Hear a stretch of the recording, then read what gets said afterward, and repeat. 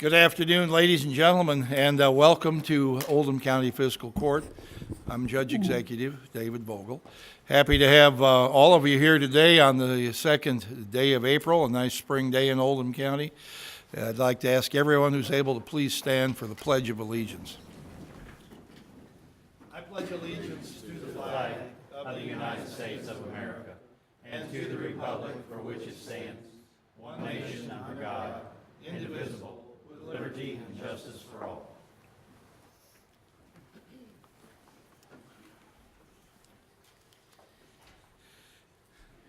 If you have a cell phone with you today, we ask you to kindly turn it to off or vibrate.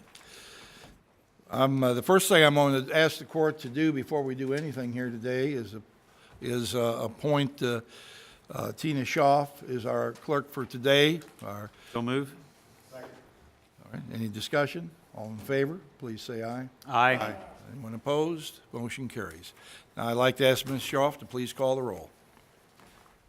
Magistrate Tice. Present.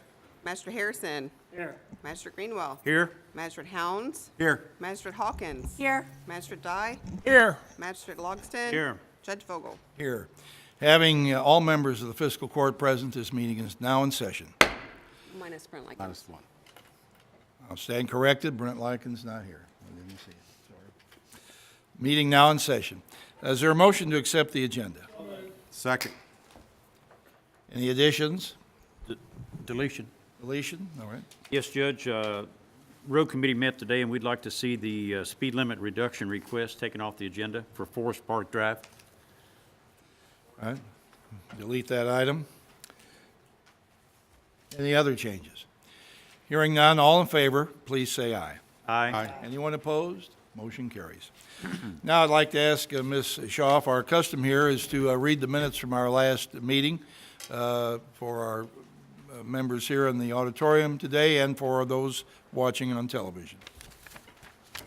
March 19th, 2019, the Oldham County Fiscal Court convened at a regular meeting at 2 p.m. with Judge Executive David Vogel, County Attorney John Carter, and the following magistrates in attendance: Brent Likens, Wayne Tice, Albert Harrison, Steve Greenwell, Chris Hounds, Stephanie Hawkins, and Bob Dye.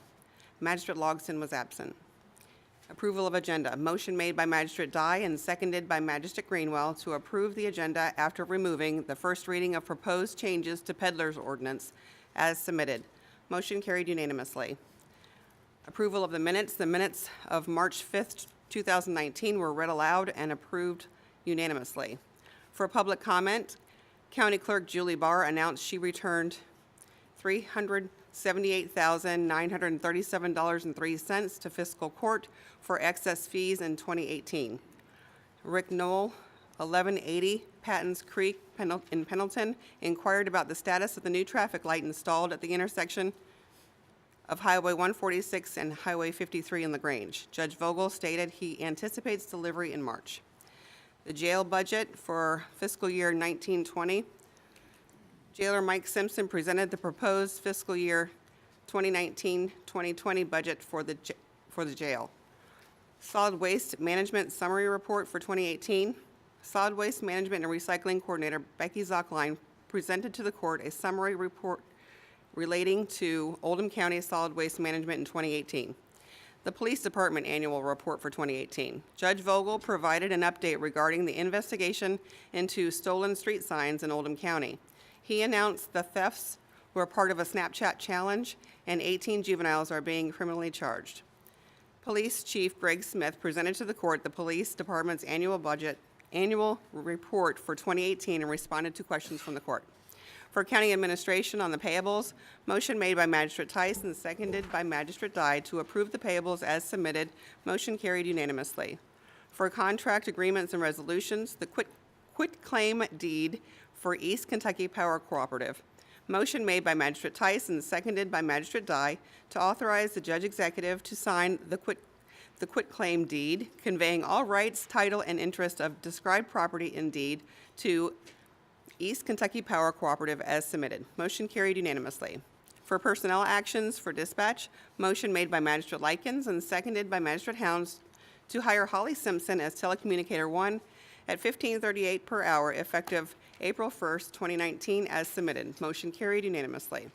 For board appointments for the Planning Commission, motion made by Judge Vogel and seconded by Magistrate Dye to appoint Thomas Elder to Planning Commission with a term to expire August 6, 2022, to fill the unexpired term of Kevin Mesker as submitted. Motion carried unanimously. For public comment, there was none. And announcements, Magistrate Dye reminded the community of the Republican primary candidate forum event at LaGrange Baptist Church on March 26th, starting at 7 p.m. Magistrate Hound stated, with the nicer weather around the corner, neighborhood roads will soon be busy with people walking or running, and asked drivers to slow down and stay alert. Magistrate Harrison reminded boaters the bridge over 18 Mile Creek on Highway 524 will be shut down for replacement starting April 23rd through August 1st. For river access, the detour will be East Highway 524, Covington Ridge Road, and to Westport. Several signs noting the traffic detour will be in place. He announced the following military observance days: March 25th, the Medal of Honor Day, and March 29th, National Vietnam War Veterans Day. Magistrates Tice and Dye commented on the seriousness of the theft of the street signs. Judge Vogel announced the Courthouse Project Development Board selected the Sherman, Carter, and Barnhart architects for the expansion and remodeling of the Oldham County Courthouse. Motion made by Magistrate Dye and seconded by Magistrate Hounds to adjourn the meeting. Motion carried unanimously and the meeting adjourned at 3:40 p.m.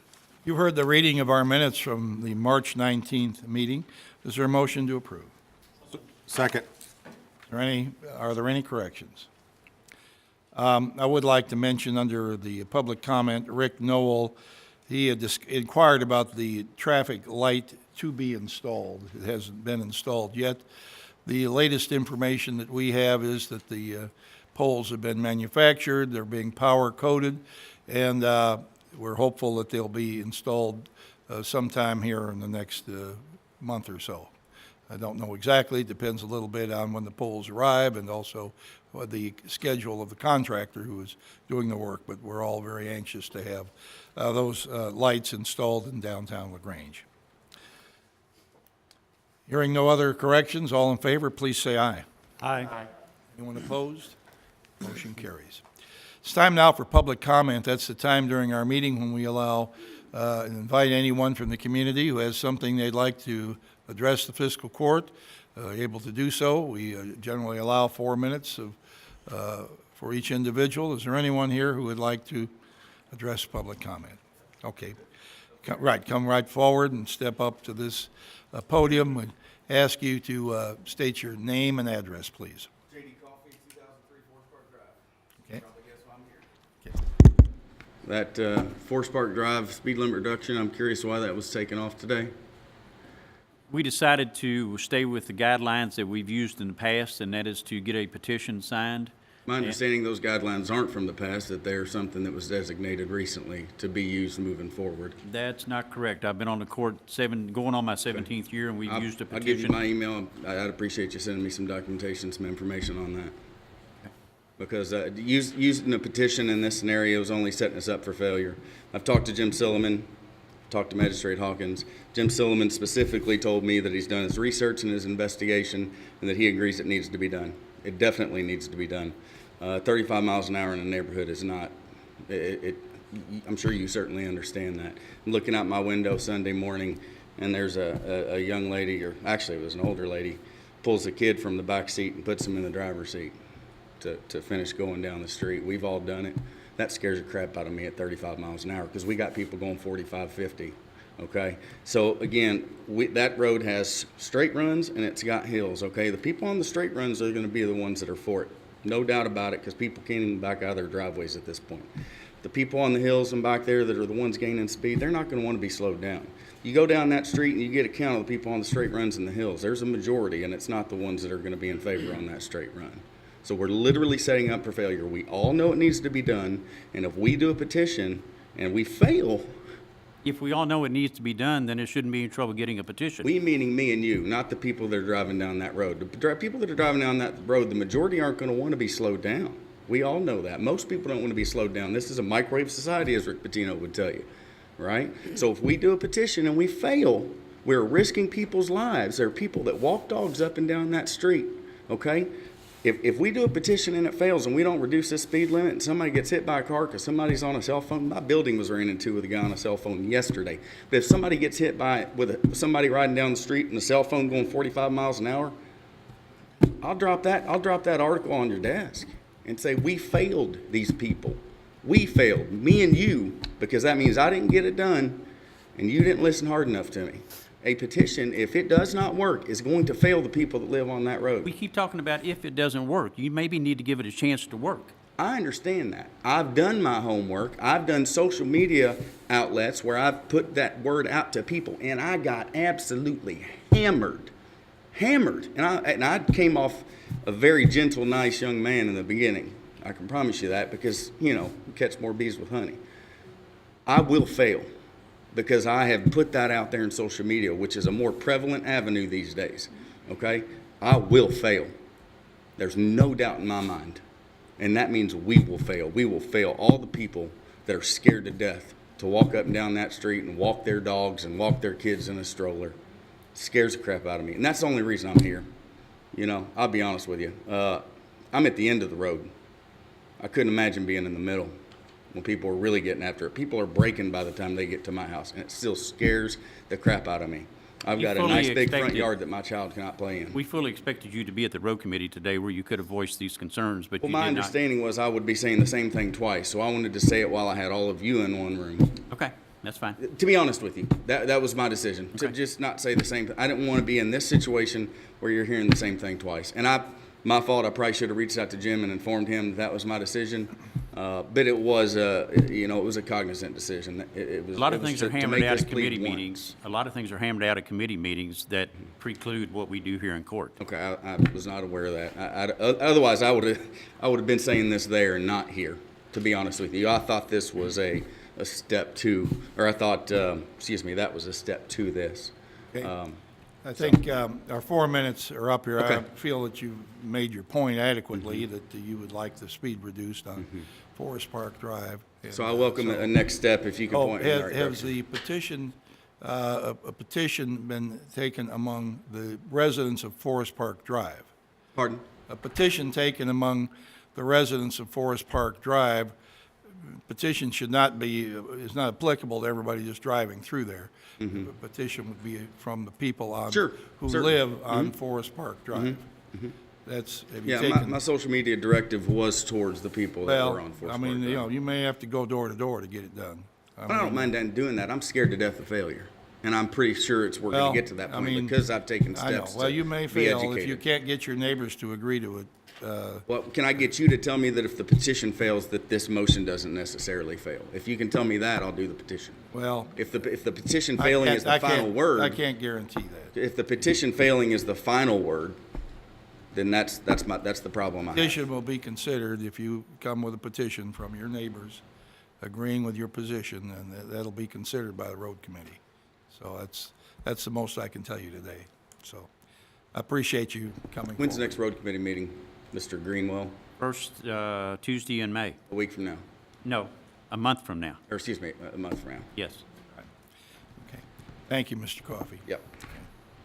Is there anyone else who would like to address public comment? Right, seeing no one, I'm going to close the public comment and go on to the first item on our agenda today. And I'm very pleased to announce that we have a special guest here, Secretary Greg Thomas from the Transportation Cabinet. This is, I won't label this as historic circumstance, but it's the first time in the 12 years I've been on the fiscal court that a member of the governor's cabinet has come to address our court, and we're very happy to have you here today, Secretary Thomas, and I know you came with other people from the department. We have also, not from the department, but from the legislature, Senator Ernie Harris here today. We have Travis Thompson from your engineering department at District 5. We have Tony Herod, our maintenance supervisor for the district, and also Cheryl E. Venable, who is the Chief Engineer Secretary. So Thank you. on behalf of the Fiscal Court, we're very happy to have you here today. Welcome. Thank you. And I appreciate the opportunity to speak to you. I do have some deep bench strength back here. Of course, Tony, Travis, Shelley, they all know what they're doing, and they're great people. Senator Harris knows more about transportation than I ever will, and so he's been a real help to me and also in all of our initiatives. So I just want to say thank you publicly for what all you do, Senator Harris. I want to be beginning with I guess the high level. We're all about focusing on the governor's vision and direction, and for transportation, that means jobs, jobs, jobs, and that's what we're all about. I think we're at 51,000 jobs under Governor Bevin's watch, over $18 billion of investment. And so I think there was just recently an announcement with the new Corps, 1.35 billion, 400 jobs. So in my opinion, we need to keep that going. And transportation is about supporting jobs and job growth. To that end, we've just finished one cycle of the SHIFT process, which is our scoring model, moving into the second year of SHIFT. I'm sure most of you are remotely familiar or remotely familiar with that. We're really proud working with our legislators to have taken a road plan, 200% over programmed, and now we're sitting at 8% over programmed, which means if you get your project in the plan, you have a chance of actually getting it built. So that's a good thing, and helps with efficiency all over in terms of our ability to plan and the legislators' ability to communicate with their constituents. Also, the legislators, and let me just say, the road plan belongs to the General Assembly. We're here to support and to carry out their plan, but they agreed with us in terms of our priorities, which is focusing on bridges and pavements. And so I'm sure maybe you've heard of the Bridging Kentucky program, where we're addressing 1,000 bridges in need of repair. We're looking to let some 400 this year, so that's going well, that program. We're also focused on our pavements as well. And so the governor is concerned about infrastructure, and that's kind of gets us to why we're here. We're trying to make our way to talk to fiscal courts, to talk to we'll call them the local folks, the folks that know best, because we realize that we, at the state level, only take care of some 28,000 miles of state-owned highway, and there's a total of 80,000 across the Commonwealth, which is the cities and counties. So we wanted to meet with as many fiscal court and counties as possible to understand your needs, understand what's going on in terms of what your needs are, what are your unfunded needs, for two reasons. One, we can go back to our legislators in a kind of a corporate total perspective and work on the next road plan. But also, the governor does have some discretionary funding, and we're trying to look for projects that either contribute directly to job growth, or projects that contribute to job retention, or you may just have some critically important projects that just really need to be done without funding available. So what we're trying to do is assemble that list and then prioritize it and make the best use of the funds that we have. I think all of us realize we're in a period of constrained funding, and so it's really the spirit of partnership that's the reason that we're here. So, but I would like to, with those comments, I would like to, while I'm here, make an announcement. The governor has approved the improvement of the northbound exit 22 ramp. We're getting an award from the CMAQ funds to take the northbound exit ramp from 1 lane to 2 lanes, and then we'll add a right turning lane and a left turning lane. So we'll end up with 2 lanes, dual lefts and rights, with traffic signalization upgrade and all the improvements that go along with that. So I'd like to announce that was that we feel like that's a very worthwhile investment with all the traffic that's backing up there, that it will improve. CMAQ is about congestion mitigation. and air quality, and that will improve that as well as a traffic flow. So I'd like to announce that. I think there'll be a press release right. coming out, but the governor has approved that, and on behalf of the governor and the Transportation Cabinet, we're here to announce that. So Thank you very you, much. Judge. We're, Thank you. yeah. And so with that, we'll just open it up for any questions. We don't want to take too much of your time, but I do thank you for the opportunity to attend today. Any member of the fiscal court, Magistrate Harrison? Thank you, Judge. That's great on the reconstruction of that ramp, Yeah. but what happens to traffic in the meantime? Are they still going to be able to use it, have limited use of it, or does it just get shut down totally? And if so, where does the traffic go that goes there now? Well, I'm going to turn to my bench strength, Travis, but I think we're looking at probably 2021 construction on that.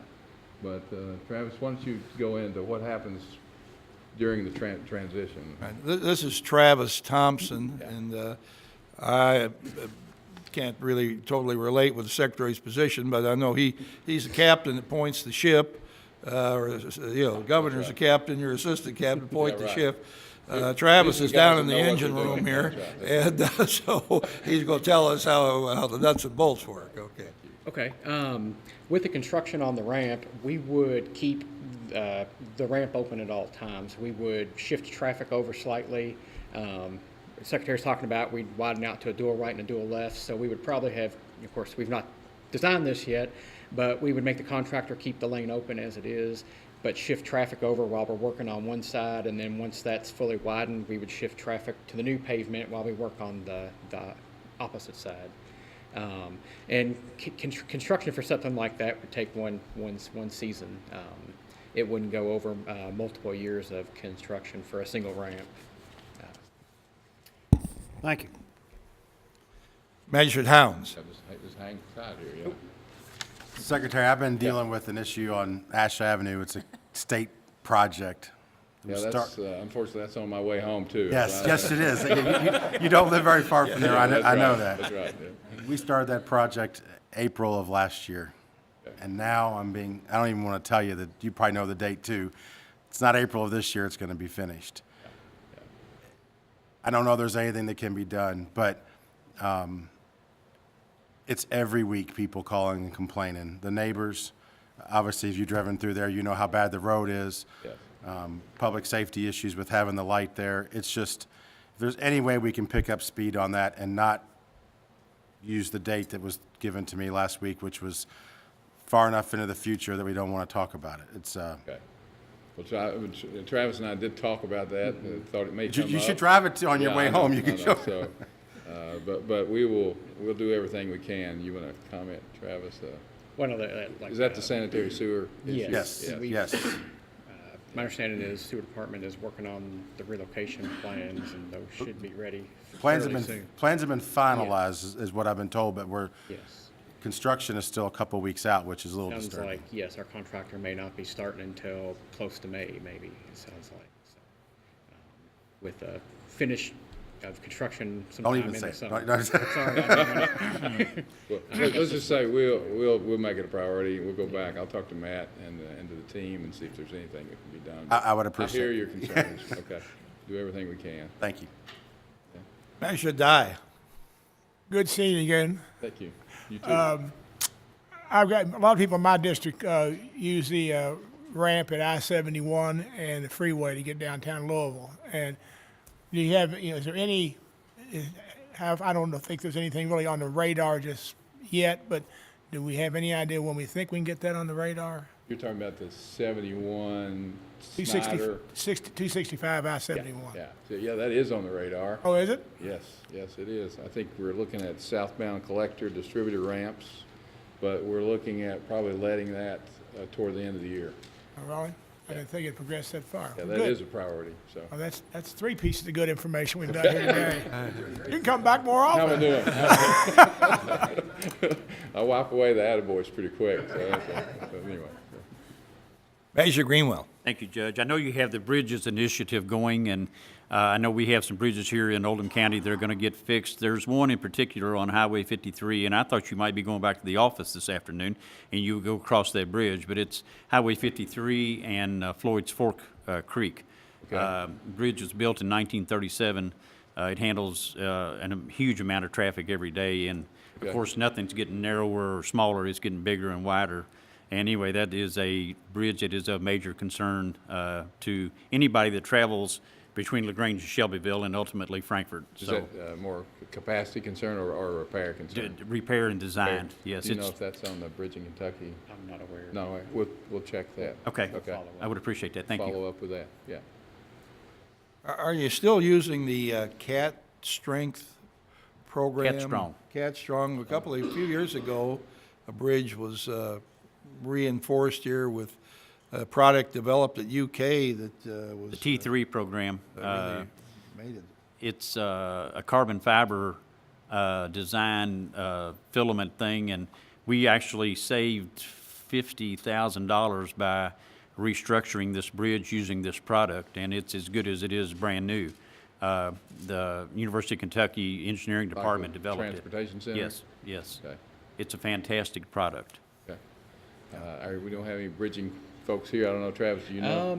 I know that in Jefferson County, Louisville Metro used that on a bridge. They did and down it on seemed- I-64 at the river there. They've used it before. So it's just a tool in the toolbox out It there is. that we can use, Yeah, definitely. we will check into that. Okay. Would anything else Travis would like to bring us up to date on? I get, if there's no other in particular, projects that you're looking at, of course, we had our new interchange project, public meeting that was held last week. Aye. And very well attended. We had over 100 people attend that meeting. And our project team, we're moving full steam ahead, looking to Right. construction next summer. Next summer on the off-ramps, right. Yes. So- Well, we have a lot of activities underway here, and we really appreciate you being here today. Okay, well, thank you. And you're welcome to come back. Appreciate you bringing a gift as well. It's not a requirement to come back, but we certainly appreciate it very much. Tell the governor we appreciate very much his We'll do it. consideration. That's a much-needed project, the northbound Yes. ramp heading south. You gotta be careful how you say that, so we know what we're talking about here. But thank you so much, and appreciate all the consideration that you Thank you. extend to Oldham County. Thank you, and thanks to all of you. So, thank you. Thank you very much.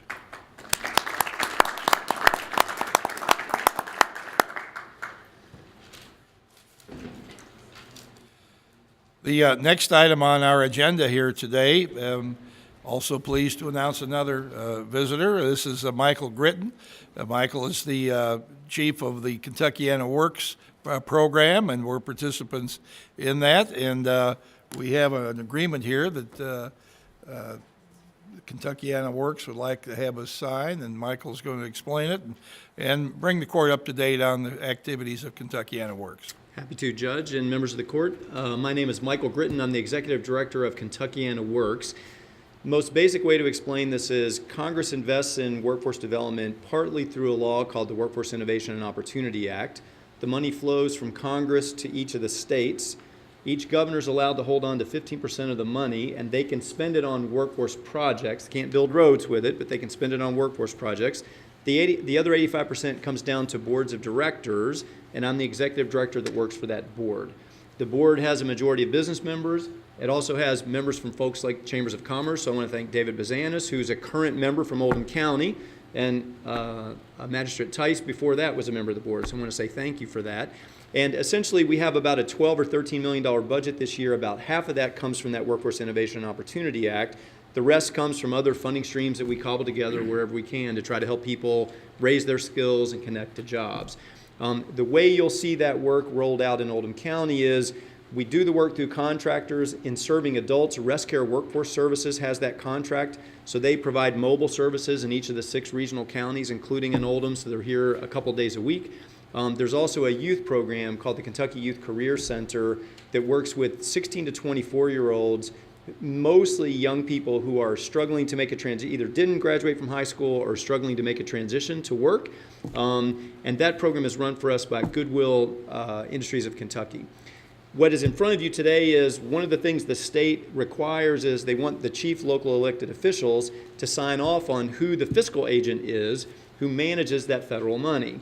You all may know that our colleagues in the Bluegrass area ran into some problems a few years ago, and so I think part of what the state wanted to do is make sure that this was transparent to local elected officials, because in the interlocal agreement between Louisville Metro and the 6 counties, if there were disallowed costs, if we at Kentucky Works misspend the money and it's found to be a disallowed cost, and we can't get that to go away in any way, the very last resort is that the 7 counties would have to pay that disallowed cost back based on the population of the 7 counties.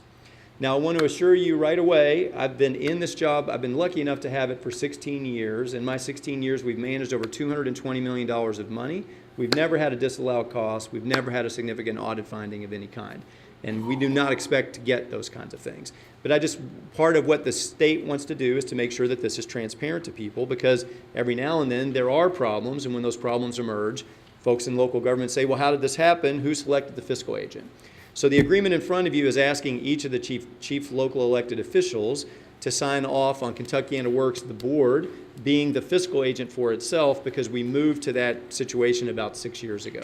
And again, the books get audited every year by an outside auditing firm. We also have a 501c3 subsidiary called the Kentuckiana Works Foundation that gets separately audited every year. We've made those audits available to the judge, and we're happy to send them to you all if anybody's interested in them. But that's where we're just asking for folks to sign off on that agreement. Right. And our, we've mentioned Wayne has been on the Kentuckiana Works board. Yep. Our current representatives are David Bazanis and Jonathan Westbrook. That's correct. All right. Is there a motion that I sign this? So moved. Is there any discussion or any more questions for Michael? All right. How are we? I know our unemployment is low in our county, but it's not zero.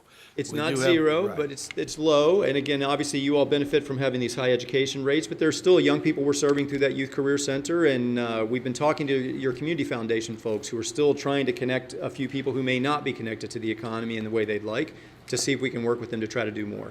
So Anybody listening to me, I urge you to look into the Kentuckiana Works website. There's valuable programs to help people, even if you have a job and you'd like to get a better one. Correct. And learn how to get trained for a better job. Kentuckiana Works is the pathway to helping achieve that. Great. All right, so hearing no other questions, all in favor, please say aye. Aye. Anyone opposed? Motion carries. Thank you very much. Michael. Next item on the agenda here is the bid opening for the park and ride at Apple Patch.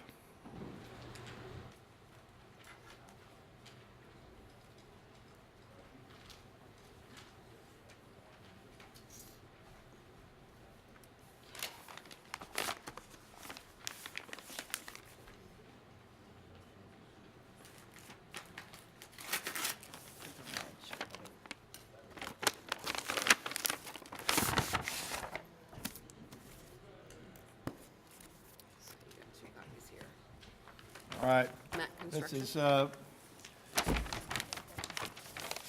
is, I'm going to read these now. The engineer's estimate for the construction of this project is $1,359,473.39.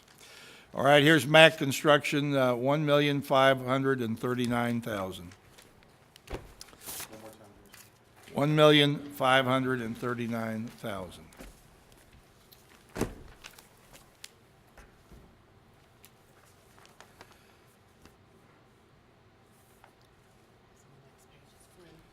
Flynn Brothers, $1,414,771.30.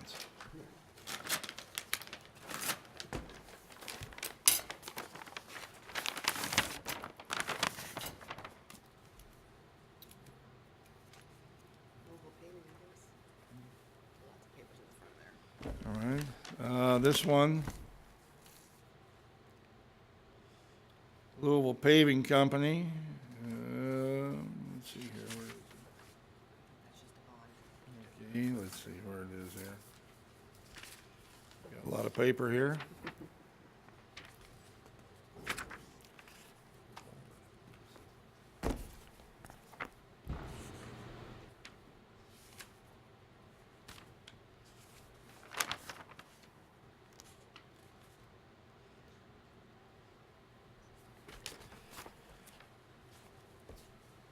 Where is the bid?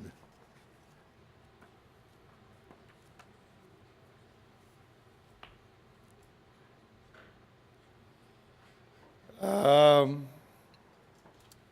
think this is it, right back here. 51 pages deep. Says total bid, yeah. Okay, 1,465,000.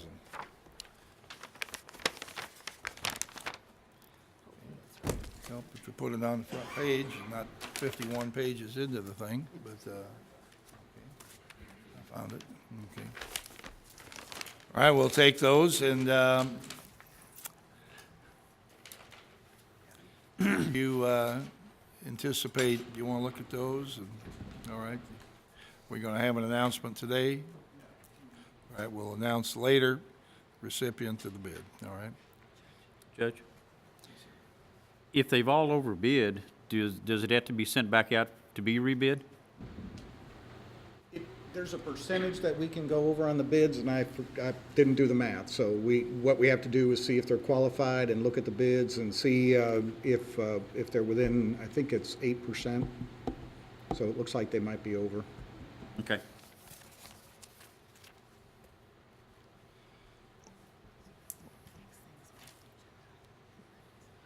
Pardon? Where is this?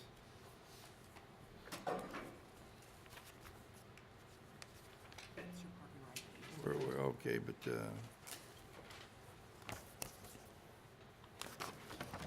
agreement here for the Buckner Connector? Is the Buckner Connector part of this? It's another agenda item, sir. All right, oh, it's coming up later. Okay, all right. Out of order here in my book. Okay, next item will be the payables. There's a motion ready. We'll pay the bills. So moved. We're going to, okay, the recycling center thing, we took that off the agenda. I forgot to bring it up. Now we'll go pay the bills. Yes, Make a motion, we pay the bills. any discussion on any of them? All in favor, please say aye. Aye. Anyone opposed? Motion carried. Does anyone have an objection here if we, jump ahead to item F under contract agreements and resolution, the Tetra Tech contract here? I don't think the other things here are all, can be handled by staff, but I hate to have Mr. Service have to sit here and wade through the other items, and so we, all right? Do you need a motion to do that, Judge? Okay, you can give me I'll one. make that motion. Second. To make All in make favor? adjustment in it. Please say aye. Aye. Aye. Anyone opposed? All right, motion carried. We'll go ahead now, let's go to item F. And this has to do with a professional services agreement with Tetra Tech to begin exploratory work at Westport Park regarding the stabilization of the wall. Magistrate Harrison, would you like to say about this? Yes, thank you, Judge. We officially started this project last fall when we sent out a request for qualifications and had 4 firms, Tetra Tech being one of them, who responded to it, and gave a presentation to not the Parks Committee, but a larger committee. And from that, we rated the different ones, and far and away, Tetra Tech was the one that we liked the best and appeared to be the most qualified. And we've had ongoing conversations and meetings with Dave Service and his people since that time to put together a package to bring to the court. I'm going to let Dave explain it a little bit better, how this is being proposed as what's called a task-oriented project, because we really don't know yet what we're going to build, because we don't know yet what we can do with the ground. There's several hurdles that have to be crossed first and hoops to jump through. And the proposal that Mr. Service is bringing today is a sequential one. We have to get through step one or we don't go to step two. We have to get to step two or we don't go to step three. And then from that, we will begin to develop a concept, a hard concept of what could be done down there and come back to the court with proposal for cost and construction on it. But it's not going to be a short project. It's going to take a while. So with that, I'd like Mr. Service of Tetra Tech to give you more information. I'm going to use the projector, okay? Sure. Hello, everyone. Thanks for having me here today, and I want to thank you all for your unanimous resolution to hire us on February 19th. It's very welcome, and I thank you. I'm an 18-year resident of Oldham County from 1990 to 2008 in the Crestwood Pewee area. Our company started working in the county in the late 1960s, and I had my first project here in 1976. This is so straightforward, it can be done with 3 bullets. We did get together, mainly working with Albert, and we came up with 6 areas of need that we thought we might look at initially. We had a Parks Committee meeting, and we boiled that down to 3 very important ones. The first is you don't do business on the river until you talk to the Corps of Engineers. So Amy Babby, who happens to be the head of planning, is in Oldham County, and she's in the last year has been promoted to program and project management and planning. And she recommended that we just get with them, probably get Albert, Mike Silliman, let's go down to the river and let's talk about what we think we want to do so that we know what we can't do, so that we know what the constraints are. And if they said, no, you're not doing anything in this area, which is highly unlikely with what everybody else does along the river, but if they said, no, we're done. There's nothing else to spend money on. But if they say move forward, the next thing that is important to everybody's liability is understanding what's happening under the surface of the earth in alluvial plain on the river. And I even asked, we're going to do some borings in the ground, 4 of them. And I'd asked my geotechnical engineer just this morning, I said, if we spend the money to do it here, might it apply so far downstream or upstream on the Oldham County border? And he said, not very far. It changes everywhere in the alluvium. But what we propose to do is 2 subsurface drillings just before you go down the embankment that go 70 foot deep, and then back up near front, 2 that go 30 foot deep. The purpose of all of these is just to understand how stable or unstable the ground is below the earth, how it reacts if it's full of water. If you were to build a wall and it rains a lot but the river's not up, what force is going to tip that thing into the river? There are many ways to do stabilization. It could be walls, it could be mats, and that type of thing. But what we're going to do is this subsurface investigation is the largest piece of what's proposed here today. Our geotechnical engineers bring in drill crews who bore these holes. As they go into these holes, every 2.5 feet for the first 30 feet, they take samples, they bag them up, they go to a lab to understand what's going on. They look for water elevations and all types of material things. And then the geotechnical engineers come forward with a recommendation on what that earth will support if you ever do a deep structure or you do a surface structure. So that, and then that's the second item. The third item is very simple. The folks that we interfaced with during the interview process said, we need your help in understanding what direction we want to take. We're not sure what we want to do. So we propose 2 planning meetings with you. One is probably before the geotechnical report gets done, and one afterwards. And that's to look at what different cross sections, and does everyone know what a cross section is? If you're looking at your basement wall and you cut it, this is your cross section. Different kinds of cross sections of just surface riprap. It could be gabion baskets, it could be walls, it could be several things. Come up with 4 or 5 optimal things that we think will work, and cost estimate it on the basis of a foot. How much does a foot of that cross section cost? And then if you got 800 feet or 850, conceptually, we can come up with what's the difference between these two and what do we want to afford to do in the future? We just don't know what that is until we go through that exercise. When we get to the end of that, we're done with this for right now, until we move to the next step. All right, so I'll attempt to reiterate in a summary form what you said. The purpose of this contract is to assist the fiscal court in determining what type of stabilization program will work along Westport Park. The initial approach has about 3 steps in it. First is to rendezvous with the Corps of Engineers and determine what can and can't be accomplished through Corps regulations and Corps permission.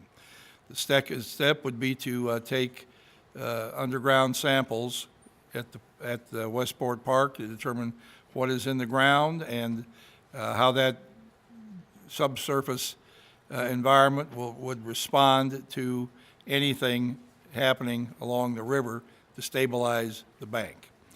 And then the third step is to meet with the fiscal court and also public and present options that could be accomplished in the future, options that could run from something is least expensive to the most expensive. There is no one particular solution that is said at this point, but Mr. Service and Tetra Tech would identify potential options. Now, I think in this contract that has been presented, there are some questions as to exactly how it would work. And so, first of all, just to get the discussion on the floor, I'm going to ask if Mr. Harrison would like to make a recommendation here. Would you like that in form of a motion? Yes. That we move that we authorize Judge Executive Vogel to enter into a agreement contract with Tetra Tech to allow us to move forward with the park. Is there a second? Second. All right, moved and seconded. Now, discussion of the Tetra Tech contract, and how it would work. Magistrate Dye. Thank you for coming in and explaining that. It was a great explanation. I don't have a problem supporting with what we're going to do here, but we've left the lump sum number out on the contract. Do you happen to know what that lump sum number is? On the first page. Yes, the amount that Tetra Tech, in the documentation you have in front of you, it should go back to amendment number 1. I believe, I'll let Mr. Service explain his contract, but I believe the way that he is asking this contract work is that they bring forward specific aspects one at a time of the project, and they will put a price tag on each step, and then each step is to be approved by the fiscal court as we go forward or don't go forward. Yes, we thought because it wasn't clear as to what direction it would take, we'd go task by task by task. So on the front page of the contract, we said we could do these tasks in the future, lump sum, which is a fixed fee, or time and materials with some sort of upset limit not to exceed. And we kind of, on the first page, we left them open and stipulated that each and every next task would be an amendment, and each amendment would get negotiated and brought before the fiscal court at that time. So that's your intent, is that correct, Yes, sir? right, that's how I interpreted We this. proposed amendment number 1 to include those things that I just put before you. And the lump sum at the bottom of that page I had on here is $39,865. Yeah, that's on the back page. I'm speaking, that's what's going to go on the front here too, right?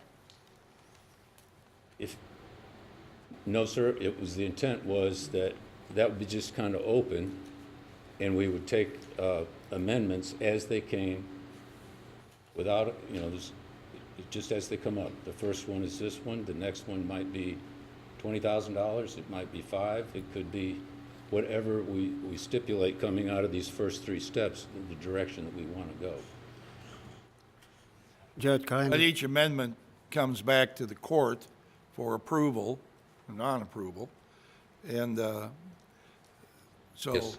the alternative is to have this same, let's say, I'll say boilerplate language, that your standard language with anybody Right. is the first part of this. The amendment part is the part specifically related to Yes, us the and our standard, project. the standard language would be an umbrella, and every time there's a task to do, we would bring that task forward with a signature line. It might be just 3 sheets of paper, but the terms and conditions stand in that contract. It's just an amendment to the terms and, to the contract for scope and cost. And we just, one task, then the next task, and the next task. When it becomes something that everybody understands and it's a big project and everything, we can just do it in a big lump. But the court needs to understand which direction that they want to go, and we thought doing a task-oriented, sequential tasks would be helpful to you. That's why we proposed it. Well, I think the, let's say, concern that might be behind the question is that the court wants to approve each step, formally. Right. No jumping ahead or, let's say, staff making decisions on what the next step is, or the judge making decisions without the complete agreement of, or let's say, the majority agreement of the court. Well, the 3 things that we came up with that I just presented came through committee.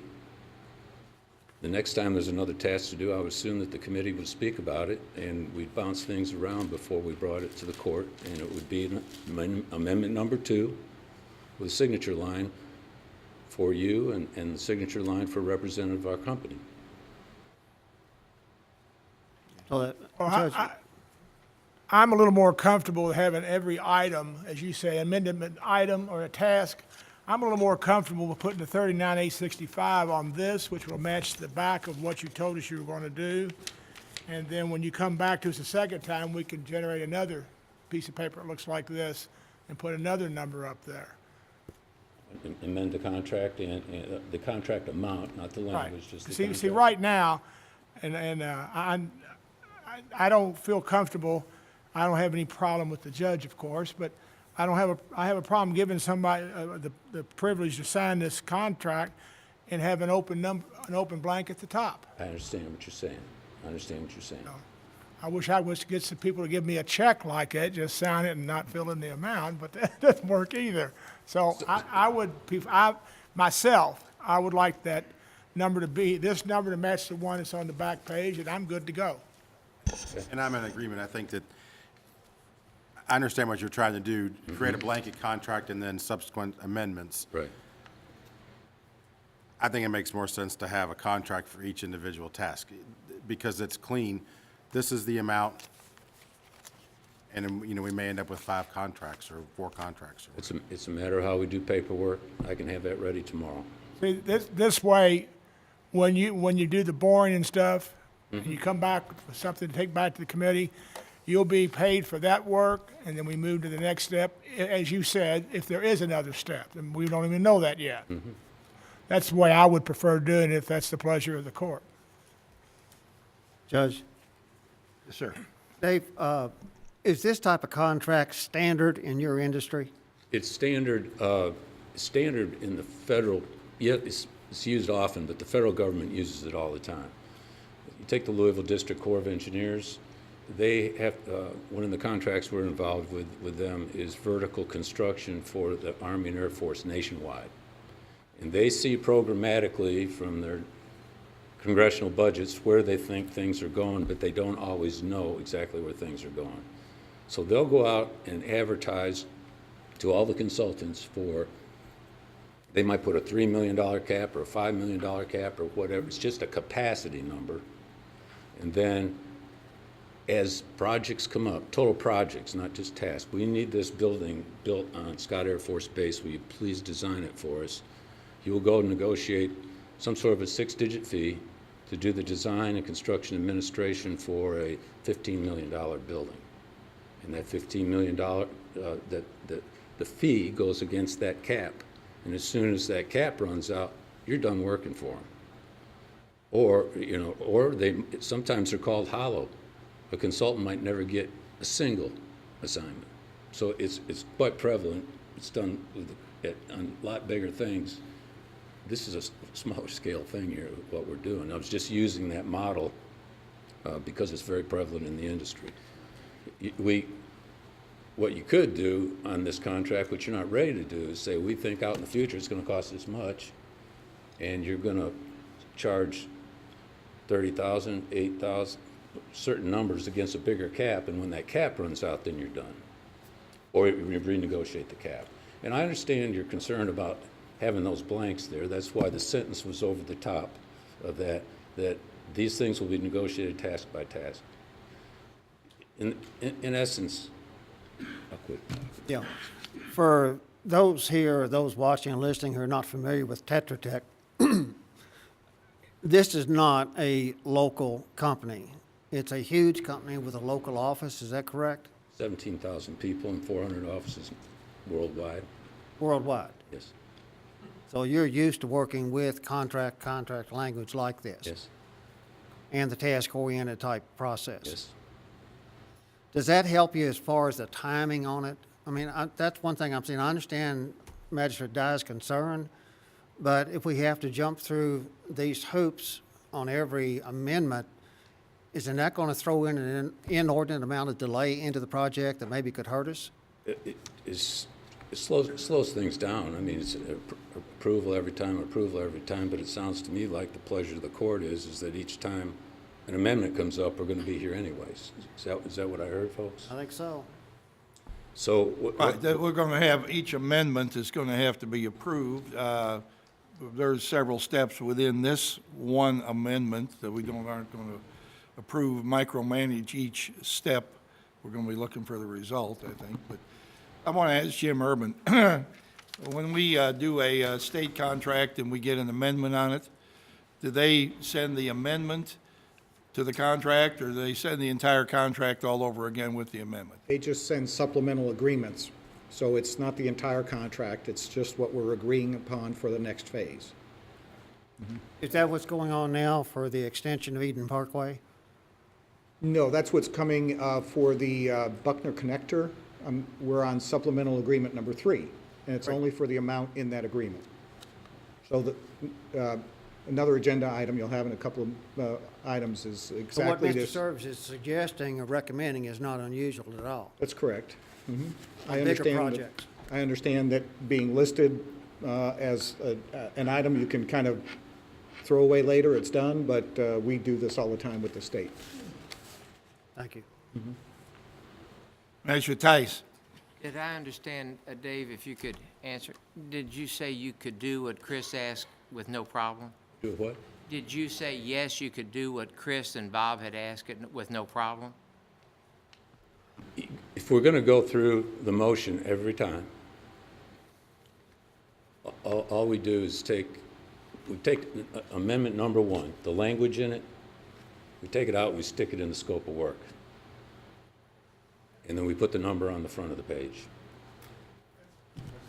If we're going through, if we're going through it every time. All right, we can accomplish it. Yeah. It's just a couple more pieces of paper. It doesn't. And that's why I was getting at. If he can do it, then let's just go forward with that question. I'm not looking to change the boilerplate or anything. No, I understand what you're saying. You want a number on page 1, and a scope of work, and a timeline in the back. Yeah, I mean, the discussion we're going to have in the future is the next tasks, whatever those tasks are, whatever that number comes out to be, with the findings from task 1. So if task 1 findings are going to generate a whole nother subsequent list of tasks, right? Yes. Okay. So, Magistrate Dye, when you held up the contract, you said so we're going to have about just under 40,000 on the front page. whatever number it And is. the next time, you want to increase that number on the front page to add what the next amendment is to it. Is that what you wanted to do? No, I just want, I'll be no, separate. well, no, this is for. Do it and throw it away. Yeah, this is a number for the scope back here, and then when you get that, you'll hand us another piece of paper like this with the new scope of which would be, after this, how would it figure? It would be either, it would be a design cost, whatever the design is, and then move it on. All right, We're okay with that. we're okay with that? Yeah. I'll have it, I can get it to you tomorrow. I would like to, I think we have one other suggestion here on the amendment. Manager Dawkins.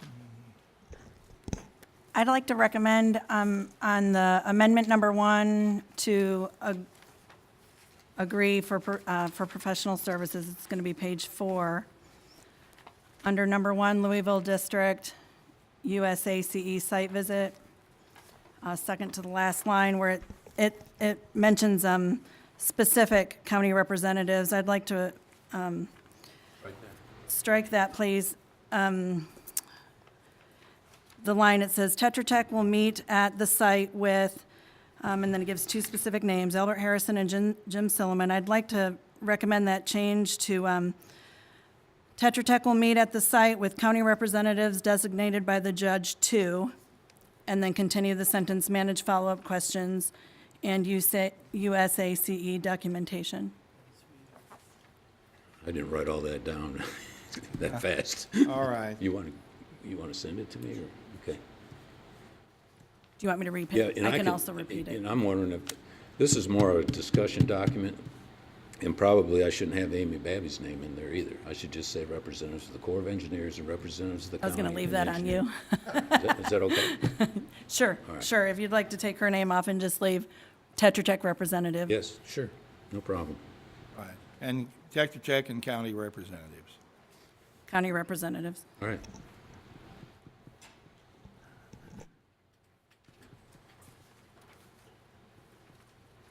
Anything else, sir?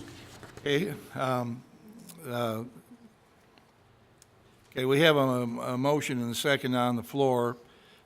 Subject to these changes, are we willing to go forward? Who made that motion? I believe you need to amend the motion to, or Albert can rescind his motion, and we can do another one, whichever way you want to do it. Want to amend the motion to No, I'll the, accept the amendment. okay, I'm good. all right, so with these amendments, then, all in favor, please say aye. Aye. Opposed? Motion carries. Thank you. Okay, next item here today is going to be, go back up to community business now, and that would be item B. We'll move backward here, and this is the first reading of some changes to the animal control ordinance. Magistrate Hounds. Yes, sir. This is just the first reading of the ordinance put before you. This has passed the Public Safety Committee and has been, obviously was given to us by the Animal Control Director. Just putting it out for first reading. We'll have the second reading, I believe it's in 30 days. Are you able to summarize what maybe some of the changes are? Yes, sir. 1 second. I'm trying to figure out what to do with Hook. Basically, the summarization of the ordinance has to do with how we handle feral cats in the community, or community cats as they're called. Basically, we're going to identify those cats with a clip of the ear. It will reduce the amount of time that we have to keep the cats in quarantine by doing the ear tipping. This is a common practice by other animal control agencies. And then we'll also do some stuff with shipping of dogs, mostly not freelance dogs, but if we were to have a dog brought in to our facility. The issue we have now is that some of the dogs are not shipped, or a lot of dogs are not shipped, and we have to go through by a recognition of the animal and a spreadsheet to determine if we've seen that animal in the past. By doing the chipping process, It's a couple of dollars, but we'll be able to identify those dogs when they come back into our facility. All right. I'm familiar with the term Nashville cats, but I've never heard of community cats. That's what it's called. It says community cats. Community cats, all right. All We've right, got one in my neighborhood. What's that? There are a lot of them in your neighborhood? Goes from house to house. Depends on who's feeding them. we'll put this on our website, and we'll have it back for a second reading, May the 7th. public hearing, May the 7th. All right. Judge, I have one question. Could I ask one now, or if we, under service animals, does that language include, say, a combat veteran with PTSD? Because the way it's worded, I'm not sure it would. Albert, I can't answer your question. That's best asked by the animal control director. Okay. It's her language, and I would be remiss if I tried to answer the question. Yeah, I don't think it specifically includes it, but I'm not sure it excludes it. So it should include it. Probably the best thing would be to email her, and she would be able to answer that Good. for you. Thank you. Uh-huh. We can clarify that for the next meeting then, and minor changes can go forward or clarifications. All right, second reading now today, and the next thing here is a public hearing, and this has to do with the proposed changes in our housing inspection ordinance. Jim Urban and Mark Tice are here to review that with the court. Judge, good afternoon. Jim Urban, Director of Planning and Development Services. I'm going to have Mark talk about the details, but you have two associated agenda items today. The first is the second reading and public hearing of the changes to our housing and building code ordinance to include HVAC inspections. And then the second one is simply a voice vote, if you will, on our fees that would be associated with those inspections. So I'm going to let Mark explain the HVAC program. What's before you is everything we're doing now, we're not changing any of that. We're adding to the ordinance we've applied with the state to have the ability to permit and inspect initial installations of heating, ventilation, and air conditioning equipment, to take that in-house in our department with no changes additionally to what we're doing now. So this is a repeal and replace with an addition. All right, this is a public hearing, and anyone who is here to speak in favor or in opposition to this change in ordinance is able to do so. This is actually a repeal and replace. So is there anyone here who would like to address this either in a pro or con way? Seeing no one, I'm going to close public comment. And I'll go on to the magistrates. Is there someone who would like to make a motion that we accept this repeal and replacement? So moved. Is there any discussion about that? I'd like to commend Mark for getting his licenses to handle all of this. Yes, thank you, Judge. Thank you for that, and this is going to be beneficial and speedier service for the residents of Oldham County. We hope so. Our goal is to give better service to the Right. industry and the residents. Taking a nice, good step forward here, so thank you for that. Yes, sir. Mark, this is what the state used to do, right? Well, the state is currently doing it, yes. Okay, but are they getting out of that business or just getting out of this business in Oldham County? Well, they're not getting out. They can't really get out. What has precipitated us to take this step is they're understaffed. There's a shortage of inspectors statewide. It's like the labor shortage. There's a shortage of people that do what we do. It's causing multiple delays. Plus, we just can make things run a little bit smoother with the people that we have in staff. And we just think it could be a real benefit from anywhere to the major contractor to the general homeowner, that we can just make this a much more seamless, smooth process because you're dealing with the same people all the time. So basically, you can do more while you're there. Yes. I mean, we've got a good bit more work that we're going to be taking on, but we've been cross-training.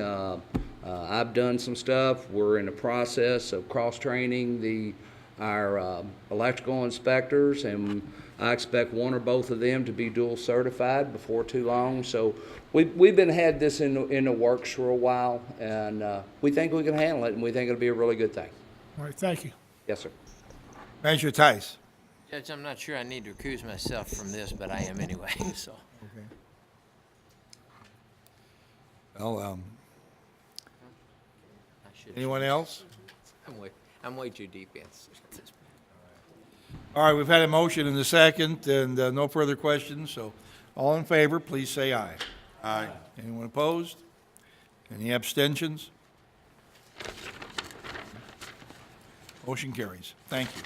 Next item now we're going to discuss has to do with the fee schedule.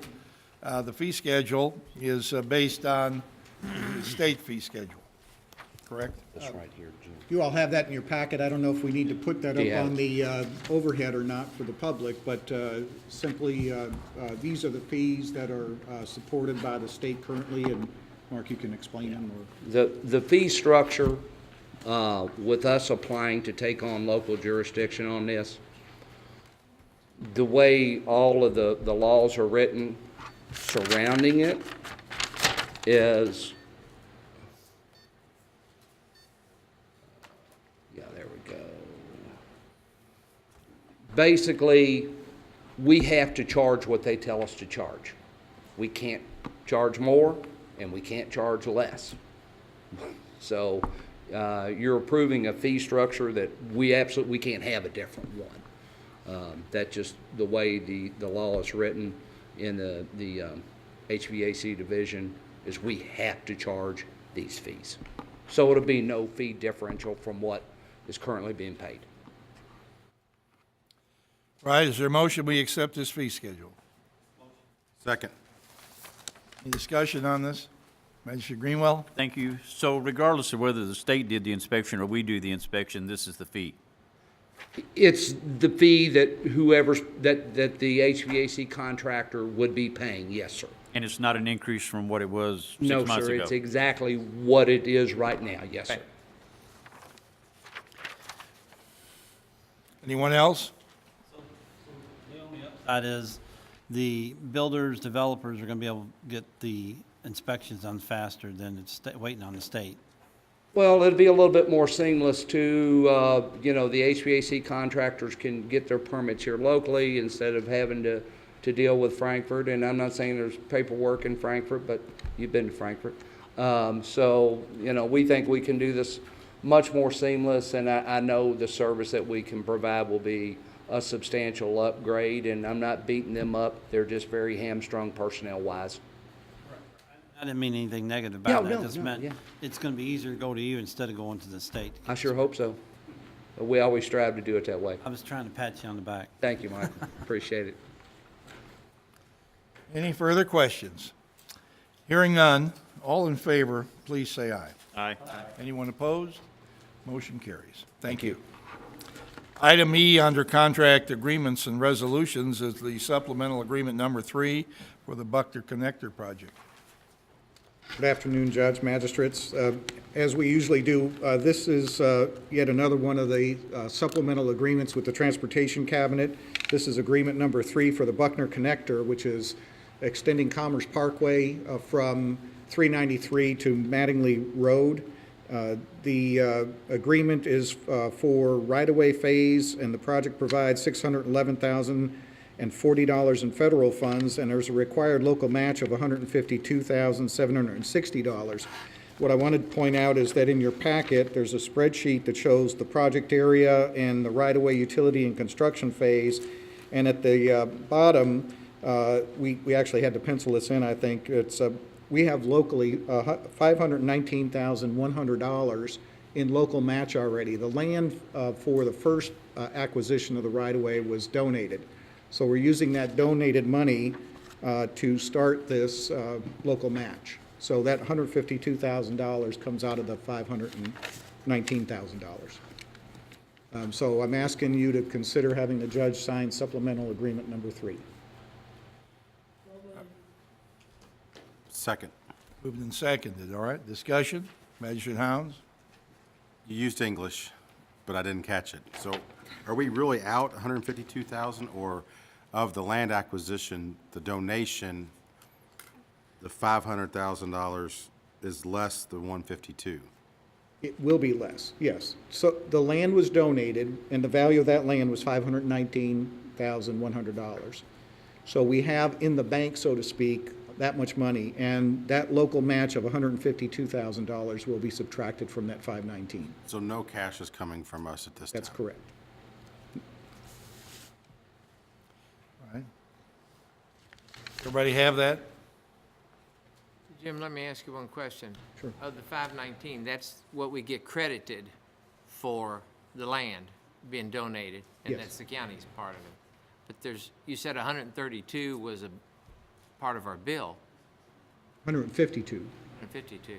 Well, we've got more money That's than, local match.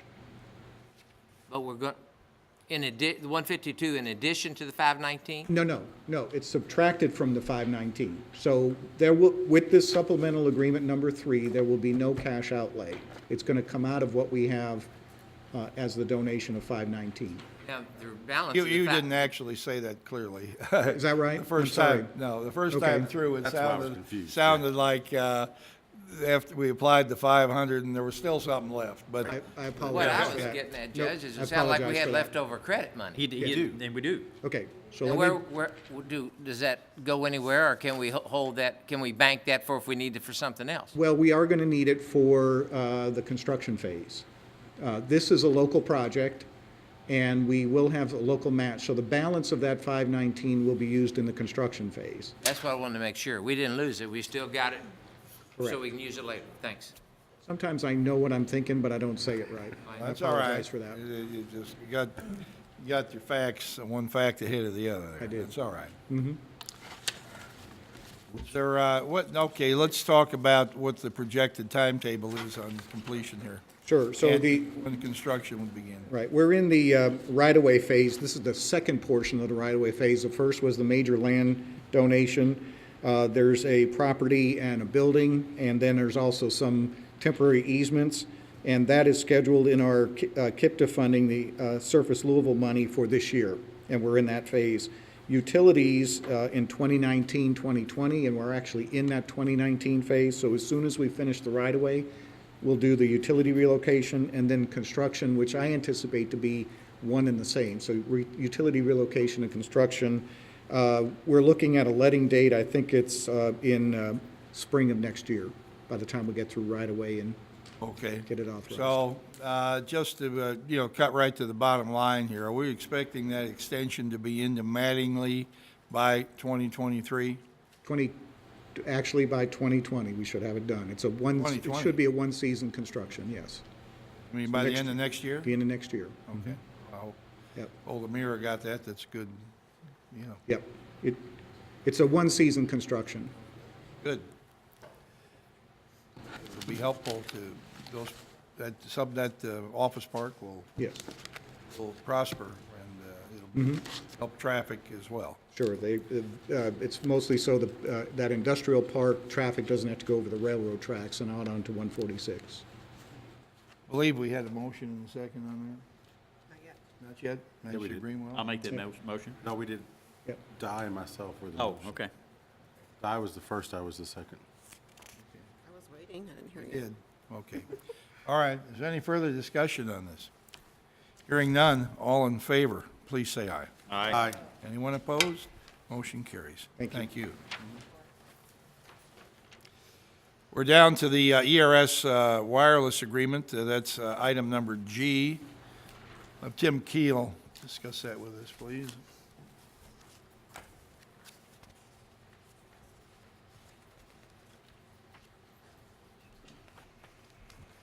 Thank you, Judge.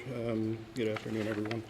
2018, we went from a VHF system at OCD, our radio communications equipment, to an 800 system. So as of right now, our 800 system is the primary communications, and VHF is secondary. With that in mind, I want to ask for the judge's signature on a service agreement with ERS for maintenance of our VHF system. They were very instrumental, very ERS I'm talking about, and working with Motorola to get the 800 system up. So I think it would be, or behoove us to stay with them for the VHF as well. They did work closely with the VHF system for our knockout system for the fire departments. So Judge? Yes, sir. This was brought before the Public Safety Committee. We talked about it today, and we've had conversations about it. This is a yearly contract. Year, yes. And there are a couple items that are still used on VHF, which Tim reminded us of earlier. The tornado sirens, knockout for fire and EMS, the I-71 notification signs. I was trying to think of what the technical term is to use. Wasn't there one other that we came up with? No, just the three. Just the three, okay. So the system is still used. What we plan to do is create a sunset date for the equipment that's not being used for the three items that we just mentioned. So some of the court members may or may not realize that we do still have to run the two systems simultaneously because one system doesn't provide the same benefits as the other. So I'd like to make a motion that we ask you to sign the contract with ERS for VHF maintenance agreement. Motion and second. Manager Logsdon. Any further discussion on this? How much does it cost? $16 per year. Per year. How much, I'm sorry? $5,016 per year. Our previous contract, being that VHF was primary, was about 20,000. So since we moved it to a secondary communications platform, we've dropped it quite significantly. Okay. Any further discussion? Hearing none, all in favor, please say aye. Aye. Anyone opposed? Motion carries. Thank you. The next item under committee reports will be down to Human Resources Committee. Magistrate Logsdon. Yes, Judge, thank you. Before you all, you'll have 4 job descriptions: the Chief Financial Officer, the Treasurer, the Deputy Judge Executive, and the Human Resources Director. Basically what we're doing, we're just going through all the job descriptions, updating, and doing the different formatting that we're doing now. There's only one exception that we're changing. There's one word underneath the Treasurer, and we're changing it not to, it says general fund, we changed that to the bank. So it does say bank now instead of general fund. Those are the only changes that we have on it. And again, that's on the Treasurer. So I'm asking that the court approve these job changes as read. Where is that change under Treasurer? It's underneath the Treasurer, Oh, and it's highlighted in yellow. It used to say general fund, now it says bank. They just had to change that. okay. So those are the only changes on all the 4 job descriptions. That has to be changed because of KRS. I don't know if it has to be Are changed. you to KRS. making a motion? I'm making the motion that we accept these job descriptions as read, with the one change. For a Second. second, all right. Anybody like to discuss them? Pardon? We can do them all at once. I think we can unless there's any question on any of them. I have a question. Sir, go ahead. On the CFO, on the second page under education experience, it reads certified public accountant preferred. Then you drop down 2 more sections, certificates, licenses, registration, CPA certificate. Twice. So is there a difference there, or, and why would we not want a CPA?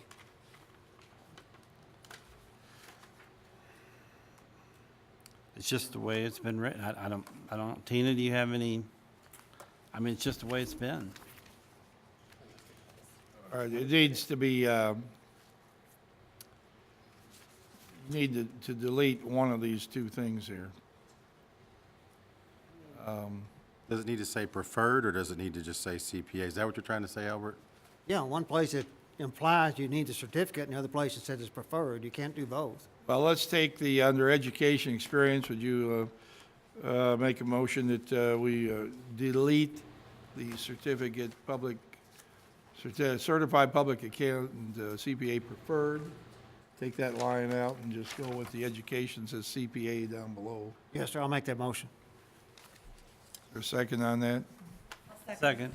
Well, do we have you've already got another motion on the floor with a No, can't do second. All we gotta do is change these, with these two changes. We can accept all of them with the two changes that were mentioned. We accept that amendment. All right. Will you accept the amendment? We accept the amendment. No, will you accept the I amendment? accepted the amendment, yes. Okay. And the second. With the two changes. All right, with the amendment, all right. Any other, pardon? We're good. You wanna take them each individually? I mean, No. No, we're good. No, we're good. That was just a lack of clarification there. We're good. All right. I think we're good with all of them. Anybody else have anything? All in favor, please say aye. Aye. Aye. Anyone opposed? Motion carries. Next item has to do with personnel action, police department here. It's a new hire. Mike Smith is school security officer, effective on the 15th of this month. And I'll make that motion, Judge. your second, I'll second. that's $32 an hour. Straight. No benefits. All right, is there any discussion on this? This is to replace Greg Collette? Yes. Okay. All in favor, please say aye. Aye. Aye. Anyone opposed? Motion carries. We're at the second public comment now, and don't really see anyone here that believe will have any public comments. So why don't we go to wind things up here today, and let's start with Magistrate Tice. Yes, sir.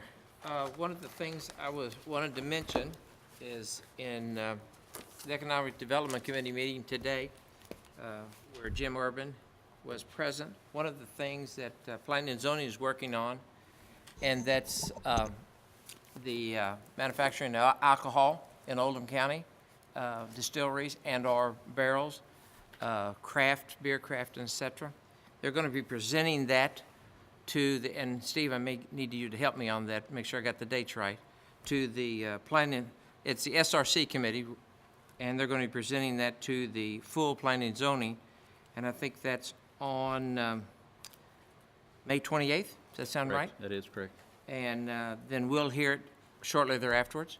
So that's, I think that should be interesting, where we're going, and we can, all the magistrates will have an opportunity to either sit in the meeting or watch it on TV, just a little public information for us. So, I think that's correct, but Jim's going to send it out to all the magistrates, so we make sure we got the right dates. That's all All I've right, got. thank you. Magistrate Harrison. Yes, sir, thank you, Judge. Tina?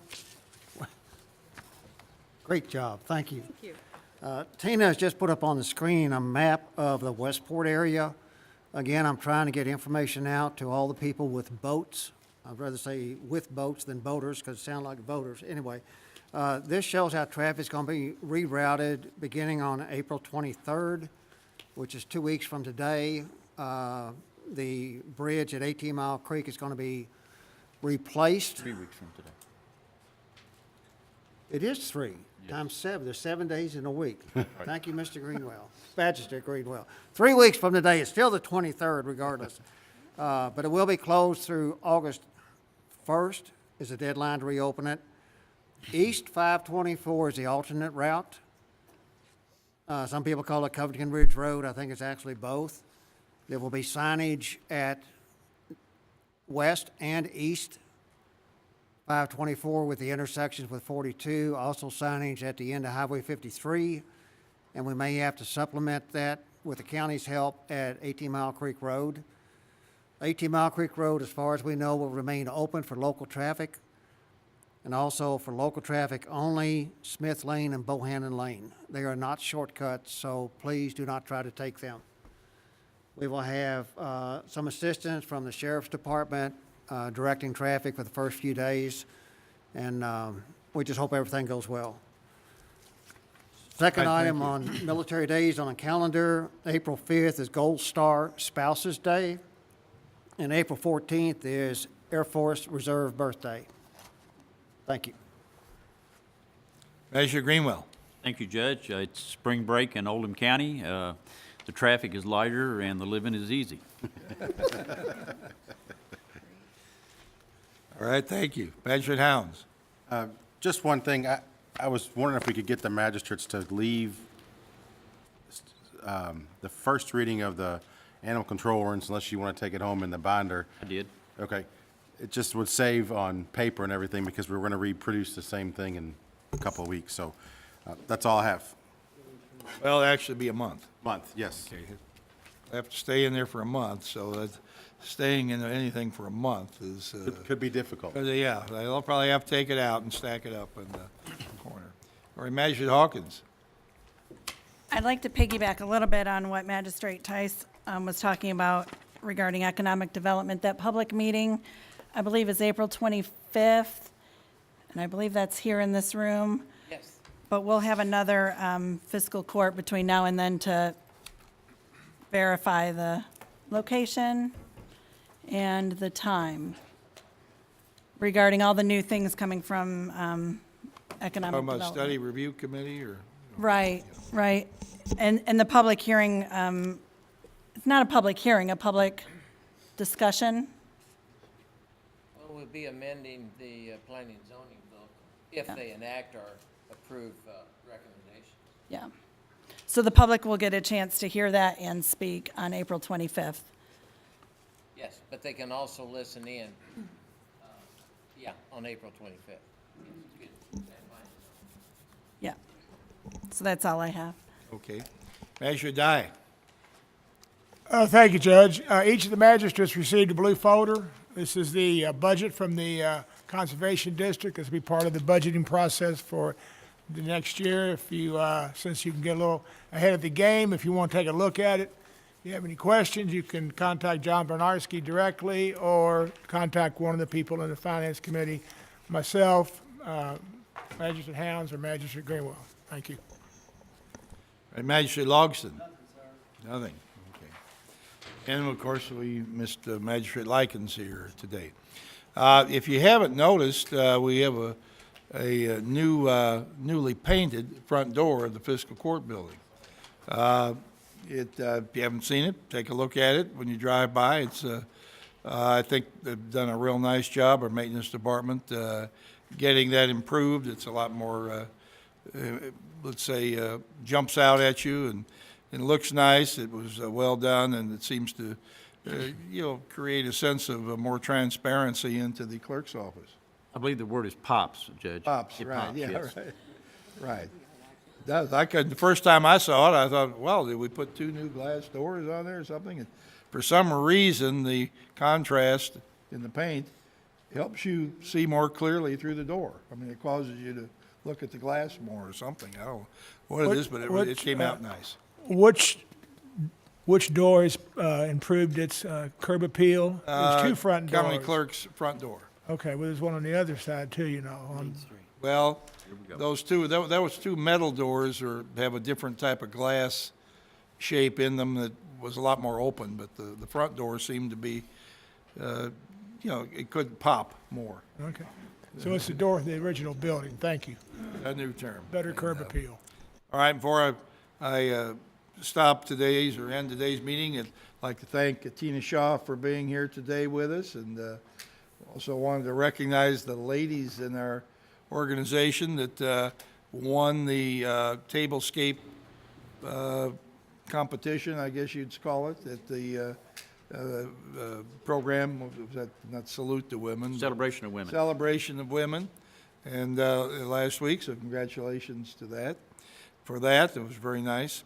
But thank you for being here today, and the fun's over and the work now begins, because I think actually writing out the minutes is a lot more difficult than sitting here during the meeting. It takes more time, doesn't it?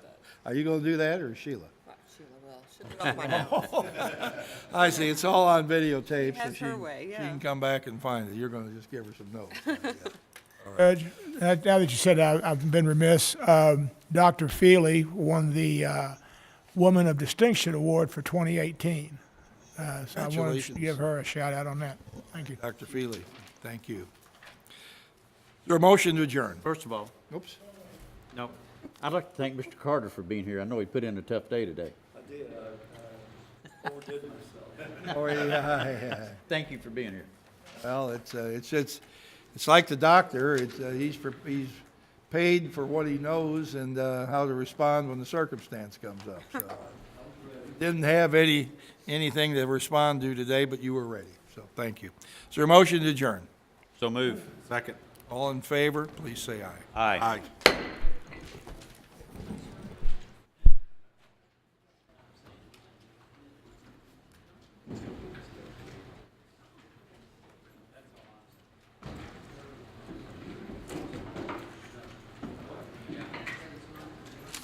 Made it. Successfully through another meeting.